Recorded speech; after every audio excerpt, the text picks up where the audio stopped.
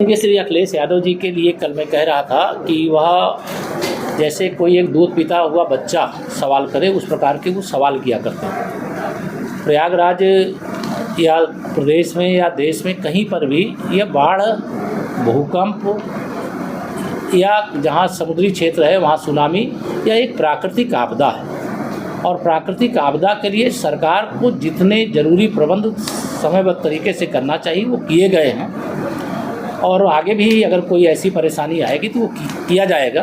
लेकिन श्री अखिलेश यादव जी सत्ता वियोग में बौखलाए, विचलित और अनाप शनाप बातें करते हुए घूम रहे हैं। उनको इस प्रकार की बातें करने की जगह अगर उनके मन में तनिक भी प्रदेश की जनता के प्रति या बाढ़ पीड़ितों के प्रति भाव है तो उनकी सेवा में समय लगाएं। उनके पास चूँकि कार्यकर्ता सेवा करने वाले नहीं हैं, गुंडे, अपराधी, माफिया, दंगाई, भ्रष्टाचारी ही हैं, लेकिन बयानबाजी में वो वीरता दिखाते हैं, लेकिन बयान से कुछ नहीं होता है। जनता की सेवा करनी पड़ती है। हमारी सरकार और हमारी पार्टी के कार्यकर्ता सेवा में समर्पित हैं और समर्पित भाव से काम। प्रदेश अध्यक्ष का चेहरा कब तक उजागर होगा बता रहे लोग? ये राष्ट्रीय नेतृत्व का विषय है, ये प्रदेश की ओर से कोई नहीं बता सकता है। और भारतीय जनता पार्टी यानी भाजपा, नया भारत है तो नई भाजपा है और भाजपा का नया नेतृत्व है।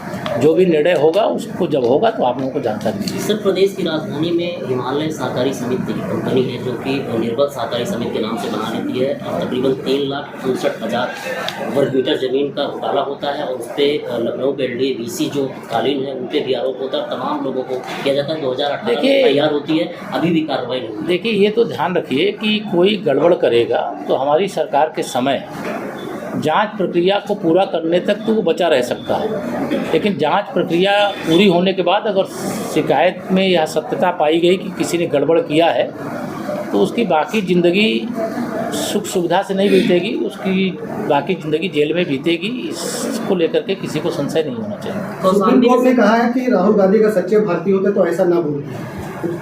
सुप्रीम कोर्ट ने कहा है राहुल गांधी जी नेता, प्रियंका बोल रही है कि जज तय नहीं करेगा कौन सच्चा है। श्री राहुल गांधी जी या श्री प्रियंका वाड्रा जी या श्रीमती सोनिया गांधी जी, ये गांधी खानदान इस देश का भला होते हुए देख ही नहीं सकता, गरीब का भला होते हुए देख नहीं सकता, पिछड़ों का, दलितों का, आदिवासियों का उत्थान नहीं देख सकता और ऐसे सवाल करेगा जो देशवासियों को लगे कि मतलब कहीं देश की कोई ज़मीन तो नहीं छीन लिया।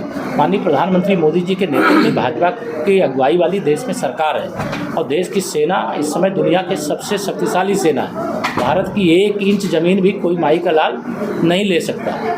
लेकिन जो सवाल इनको संसद में पूछना चाहिए, पूछे सवाल। उनको कोई सवाल है, सवाल पूछने से संसद तो रोकती नहीं है, लेकिन ये तो हंगामा में समय काट दे।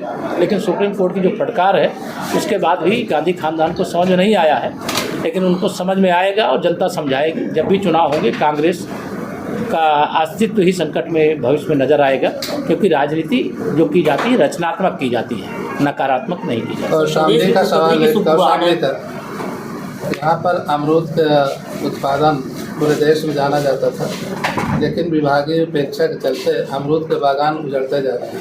नहीं, वो उद्यान विभाग को इसके लिए निर्देश दिया है अमरूद को लेकर के, जो यहाँ की हमारी मुख्य फसल पहले अमरूद और अब केला, उसके लिए भी निर्देश दिया गया है। 50% बागान उजड़ चुके हैं। उजड़ने के कई कारण हैं, लेकिन वो उजड़े ना, वो बढ़े और प्रोत्साहित आने वाले समय में उनकी आय की वृद्धि हो और जो क्षेत्रफल है वो घटने की जगह बढ़े, इसके लिए कार्य योजना बनाई जाएगी। एक जाति और धर्म विशेष के खिलाफ कार्रवाई के लिए पंचायत राज विभाग ने आदेश जारी किया था, वो गलत है और जिसने जैसा आदेश जारी करते हुए कड़ा एतराज जताया और पंचायती राज संयुक्त निदेशक को सस्पेंड किया है। इसको लेकर विपक्ष लगातार सवाल उठा रहा है। नहीं, जिसने किया है वो कोई समाजवादी पार्टी का एजेंट टाइप का रहा होगा। सरकारी नौकरियों में तो भी सभा के समय के लोग भर्ती हैं और उसके खिलाफ कार्रवाई कर दी गई है। हमारी सरकार सबका साथ, सबका विकास, सबका विश्वास। थैंक यू सर, धन्यवाद।